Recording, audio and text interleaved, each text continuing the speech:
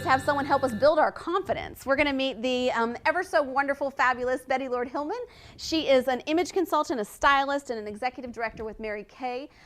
Bette is here representing her consulting business today, and you're going to tell us a little bit more about how to look fabulous. So, I just am so excited to be here. This is one of my favorite things about being in WOAMTEC is what you provide through WOAMTEC Live. Aww. And I was just thinking as you were sharing about connecting on Facebook and getting to know people around the country, and what I loved about conference, the last conference we had, was I had the opportunity to physically meet some people that I already had gotten to know on Facebook, and it meant so much about the connections that you were talking about with relationships and how important it is that WOAMTEC provides different avenues for us to connect with people we would ordinarily never meet. Absolutely, you know, and with technology, it's becoming easier and easier, and I'm so glad you mentioned the point about conference, because this was the first conference that I too was excited. People were passing each other in the hallway, and just because they never met each other before, they didn't really know each other, they never spoke to each other on the phone, but they'd see each other's faces and they'd be like, oh, we're friends on Facebook,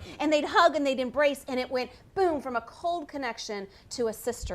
Yes. Of love and support and mentorship. So I appreciate you sharing that. And you know, it's really our goal to help women like that all across America, and we can do that one by one by working together. So what I'd like you to do is I'd like you to take a moment and tell them a little bit about what you do. So who is Bette Lord Hillman, and what do you do? Well, obviously as a Mary Kay sales director since 1985. Wow. I work with people on image, and prior to Mary Kay, I had a company called Body Classic, and I also worked on image, and I worked on wardrobe and physical fitness. And so now that my son is out of the house and married and happy, I'm so delighted about that. I've had an opportunity to pick up more clients in the wardrobing area. So I'm a professional image consultant, and my tools are wardrobe, skincare, and makeup. Okay. What I love the most about you is a lot of stylists that we've had on the show and that have been part of WOAMTEC in the past even have focused on style. Okay, and that's fine. I get that. That's really cool. Like they focus on the fashion show stuff from Paris and the couture clothing line. I've never really been, like, I don't think I'll ever spend $400 on a pair of shoes. I seriously, that's not me. So, and I don't want to encourage members across America necessarily to always feel like they have to go out and reinvent their wardrobe with every season. And what I like about you is you are always so put together. You are always so classically elegant, and your tips are very practical. So that's not pushing me out of my comfort zone. Like, I don't have to wear funky pantyhose or, you know, something. Right. I could you find someone's personality and then you give them that polished look that so many women have a hard time finding. So that's what I think makes you look different. Do you agree with that? It's a wonderful process of creating with a person. I do agree with it 100%. And it's finding some of those pieces that make a statement about the person. Taking a look at what you're doing, where you are now in your life. I mean, obviously one of the things that I'm doing is making an effort to look current. And, you know, obviously, you know, I'm not 20. But it's interesting too, because one of my clients who was 20 was going to school in LA as a doctor, and what we did was create a wardrobe for her where she didn't look like the secretary, so that when she was in the class, that the other students as well as the professors saw her as an MD. And it was very interesting. How do you do that, have her still look age appropriate and yet look like a young lady, and nevertheless look like somebody who can be a doctor and have the answers and have a position of authority? You know, I'm so glad you just shared that story, because it is so important. Like, people don't understand how important their image plays on their level of success. You know, like, I know, and we've talked about this, there are certain things I have to do with my image to take me to the next level. Yes. I'm cognizantly aware of that. And if I don't, then there will become a ceiling eventually if I don't make those changes. So whether your child is 20 and going to college, the professors, and I used to teach at a university, so I know the professors do psychologically judge students based upon the way they act and based upon their image. And if they're borderline with a grade, I've got to tell you, as someone that taught at a university, their opinion of that child or that student will make a difference. If they're 79 or an 80, borderline right there, it's going to be one way or another. So that's it's true. Critical. And it does seem like it's the shallow end of the pool. But the fact is, what got me so passionate about this was way, way back. I was connected to Dr. Ellen Burscheid from the University of Michigan, and she did studies on the American obsession with good looks.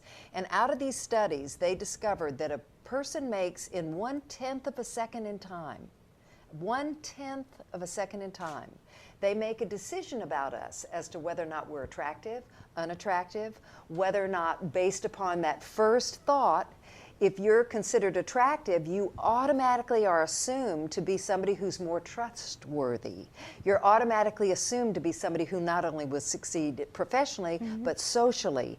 And there's a host of all of those things. So it is important that you just take a few moments and pay attention to how did you choose to look on the outside. We want it to be what's on the inside, don't we? And that matters. We do, yes. And yet the studies continue to prove, and I have continued to follow them, that people make choices on what we look like on the outside. Well, let me give you just a shallow example of that, okay? Every now and then I go to the WOAMTEC directory and I'll do a sort by categories or a sort by chapter. When I was selecting the 12 breakout session speakers, I have to choose people from different demographics, from different areas, which means I'm choosing people that I don't know. Right. So first I look at, okay, what is their category? Could they possibly have a topic based upon their category that would make a good breakout session class? And then I go to that category and I see, 15, 20, 50, whatever, people in that category, and I am looking at their faces. Yeah. Now, if their photograph looks professional, they're probably going to get a better chance at being selected Right. or reached out as possibly being a speaker, because you want professional looking people on your marketing materials that are being sent all across America. If their smile looks approachable, if they look likable, if they look friendly, and this isn't a photograph, so I haven't even looked at them, I haven't even talked to them, I haven't even met them, and these are things that I use in my selection process. So imagine how many other people make decisions and everything else that you come in contact with the same way. Would you agree with that? I 100% agree. And there's more we can do than we think that we can. But everything that we do matters. And the more the world becomes a soundbite world, the more important it is that we look like we belong to that product. In New York, as an actress, when they put you up for a commercial audition and they have you next to a mop, you need to go in there and look like you belong with that mop. And so just like you were doing with the WOAMTEC directory, making sure that the photo of that person looked like it belonged to the industry she was representing, and then also making sure that there was the look of success, because on the road to success, we've got to look like we belong there. And that's what I enjoy doing, is helping people look like they belong there, so the doors open and they have more business, more agreement in their life, and everybody wins. I think that's amazing and wonderful. And something else that you mentioned earlier that I think that probably most people wouldn't take the time to speculate, but she actually does Skype seminars for Yes. for people that are just on Skype. So, think about it. How many people are doing webinars right now? How many people are doing seminars right now and aren't understanding how much their image in that little Skype window could kill their business or make their business, which is important. So what do you do for those types of people? Well, you definitely spend a lot of time on what draws focus to the face and what draws warmth to the face, what attracts people to you. And isn't it hilarious whenever we're watching the news and we see the news anchor stand up and you realize they've been in jeans the whole time, but they had this great suit on and jewelry and they look great, and yet they weren't ready on the bottom.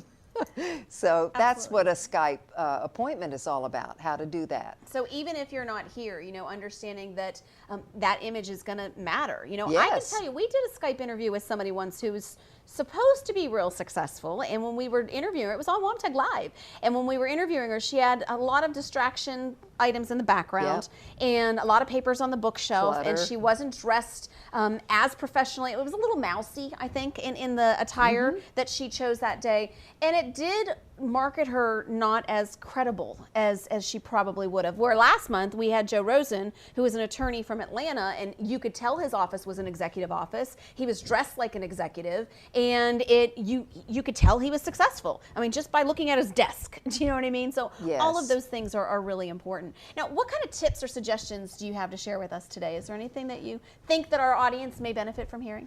I do, and it's spring and everybody's getting excited. They're trying to put away their winter clothes, even though it's cold in Florida, and it's, the fashion industry is going to come out and bring out favorite colors, and a lot of times they bring out whimsical clothing and whimsical prints, and the problem with those sometimes is that they're not bold or professional, and so you want some of the prints that are very tiny, tested, inefficient. Mm-hmm. So you send a message of not being strong enough to handle a challenge or handle the work environment professionally. So I would just make sure you mix and match prints with other solids so that you still keep a strong together statement about yourself. And then the other thing is the whimsical clothes sometimes are loose and baggy and breezy and wonderful and very special for showers and different events that you go to. But for business, the rule, in my opinion, is to couple them with a piece. If it's a loose, flowy skirt or pant, then make sure your top is more fitted, or vice versa. If it's a flowy top, then make sure your trousers or your skirt is more fitted, more like a pencil skirt. Does that help? Does that give you an idea? Absolutely. I think that's really good. And I know that colors, there's a lot of psychology behind what colors that you wear. Yes. I remember back in the Bill Clinton days, when they were going through all the marital problems, Hillary Clinton always wore green. She always wore green.